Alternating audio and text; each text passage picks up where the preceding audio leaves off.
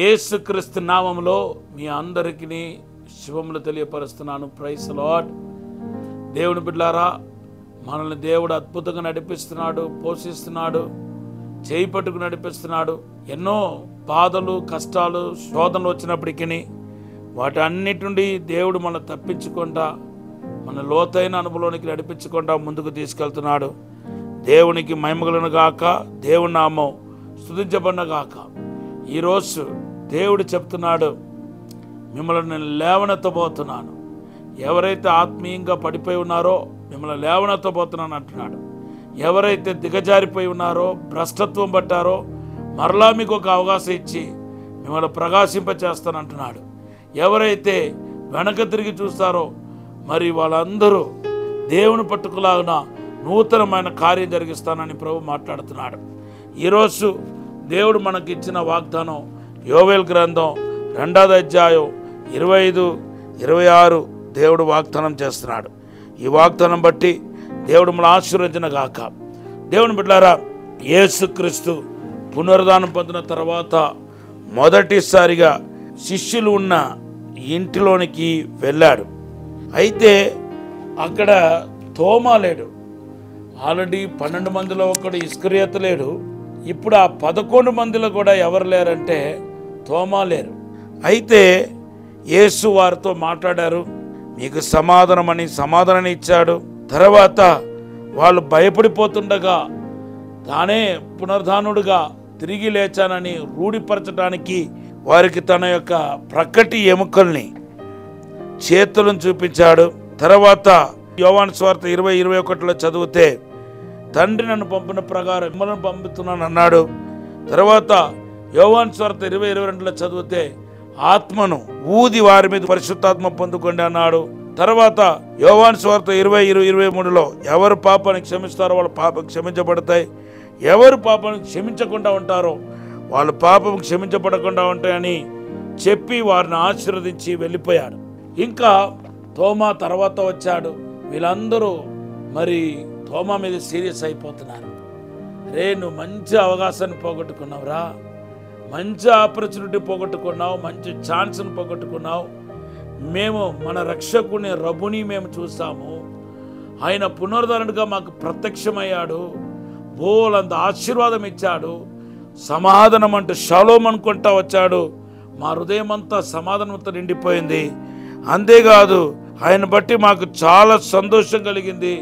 మాకు ఒక పెద్ద బాధ్యత కూడా అప్పగించాడు. ఇవన్నీ నీకు దొరకకుండా పోయింది. మమ్మల్ని చూచి ఆయన ఊదుతున్నప్పుడు మేము అందరూ పరిశుద్ధాత్మ తాకిడిని అనుభవించాం, అభిషేకించబడ్డాం. ఇవన్నీ వారు తోమాకు చెప్పారు. బహుశా తోమా కూడా బాధపడి ఉంటాడు. నేను మంచి ఛాన్స్ను పోగొట్టుకున్నాను నా జీవితంలో. I loss my great opportunity. మరలా ఈ తరుణం రాదయ్యం అనుకుని బాధపడి ఉంటాడు. శిష్యులందరూ అలాగే అనుకున్నారు. మనమందరూ ఆ యూదాసు ఇస్కరియోతు ఎలాగో పోయాడు, కానీ 11 మంది ఉన్నా 11 మందిలో తోమా కూడా పోయాడు అని వారు కూడా ఎంతో బాధపడి ఉంటారు. థామస్ లాస్ ఆ గ్రేట్ ఆపర్చునిటీ, గ్రేట్ ఛాన్స్ అని వాళ్ళు కూడా బాధపడి ఉంటారు. దేవుని బిడ్డలారా, బైబిల్ చెప్తుంది, మరలా యేసు వారికి ప్రత్యక్షమయ్యాడట. ఈసారి ప్రత్యక్షమైంది ఎవరి కోసం తెలుసా? తోమా కోసం ప్రత్యక్షమయ్యాడు. యోహాను సువార్త 20:25 మనం చూస్తున్నాం. ఈరోజు పరిశుద్ధాత్మ దేవుడు మాట్లాడుతున్నాడు మీతో. హల్లెలూయా. వారితో ఎలాగ మాట్లాడాడో సమాధానం అన్నాడు.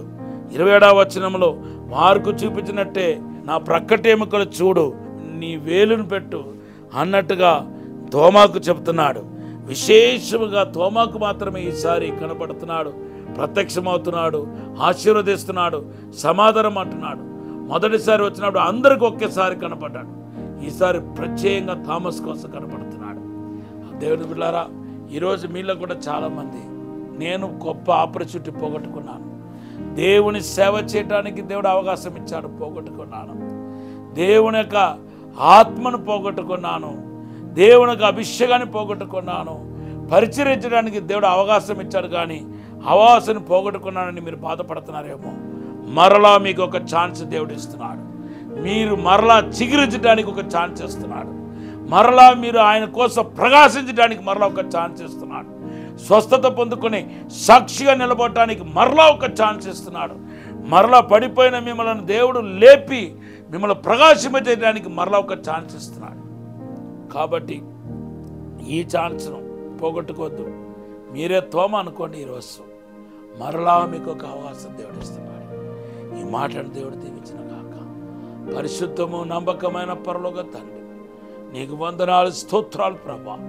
శక్తి చేత కాదు, బలము చేత కాదు, ఆత్మ ద్వారానే సమస్తం జరుగుతున్నారు ప్రభా. మమ్మల్ని క్షమించి, మన్నించి, పరిశుద్ధపరిచి, శుద్ధీకరించి విశేషమైన ఆత్మతో నింపమని అడుగుతున్నాను ప్రభా.